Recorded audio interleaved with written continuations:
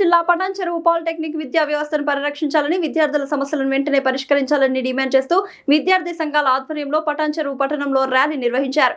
పటాన్చెరువు పట్టణంలోని వివిధ ప్రాంతాల నుంచి విద్యార్థి సంఘాల నాయకులు, విద్యార్థులు ర్యాలీగా బయలుదేరి తహసీల్దార్ కార్యాలయానికి చేరుకున్నారు. అనంతరం పటాన్చెరువు తహసీల్దార్కు వినతి పత్రం సమర్పించారు. ఈ సందర్భంగా విద్యార్థి సంఘాల నాయకులు మాట్లాడుతూ పాలిటెక్నిక్ విద్య విద్యార్థులకు సాంకేతిక పరిజ్ఞానం, నైపుణ్యాలను అందించడంలో కీలక పాత్ర పోషిస్తుందన్నారు. పాలిటెక్నిక్ కళాశాలలో విద్యార్థులకు అవసరమైన మౌలిక వసతులు, ప్రయోగశాలలు, గ్రంథాలయాలు తదితర సౌకర్యాలను మెరుగుపరచాలని కోరారు.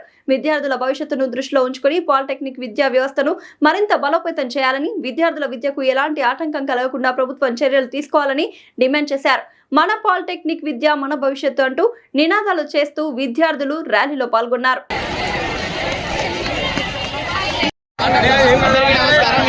తెలియజేస్తున్నామంటే మా ఎస్బిటిఏటి యొక్క గుర్తింపు పిల్లలకి వర్ధిల్లాలని కోరుకుంటున్నాము.